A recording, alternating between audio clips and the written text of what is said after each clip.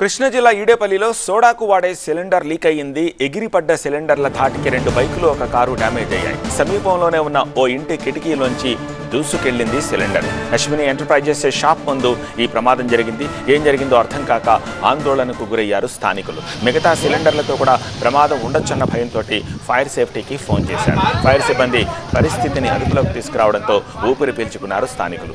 జనావాసాల మధ్యలో ఇలాంటి gas filling వద్దు అంటూ స్థానికులు నిరసన వ్యక్తం చేశారు.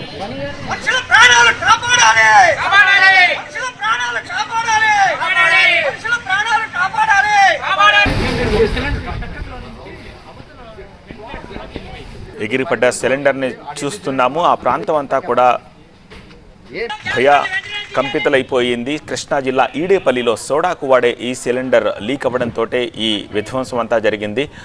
ఎగిరిపడ్డ సిలిండర్ల ధాటికి 2 బైకులు, ఓ కారు కూడా ఎలా డ్యామేజ్ అయ్యాయో చూడొచ్చు. సమీపంలో ఉన్న ఇంటి కిటికీలోకి ఈ సిలిండర్ దూసుకెళ్లిన దృశ్యాలు కూడా కనిపిస్తున్నాయి. అశ్విని ఎంటర్ప్రైజెస్ షాప్ ముందు ఈ ప్రమాదం చోటు చేసుకుంది. ముందుగా వాళ్ళకి ఏం జరిగిందో అర్థం కాలేదు. మిగతా సిలిండర్లతో కూడా ప్రమాదం ఉండొచ్చన్న భయంతో తర్వాత తేరుకొని ఫైర్ సేఫ్టీకి ఫోన్ చేశారు. ఫైర్ సిబ్బంది వచ్చి పరిస్థితిని అదుపులోకి తీసుకురావడంతో ఊపిరి పీల్చుకున్నారు స్థానికులు. జనావాసాల మధ్యలో ఇలాంటి గ్యాస్ ఫిల్లింగ్ స్టేషన్లు వద్దు అంటూ స్థానికులు నిరసన వ్యక్తం చేశారు.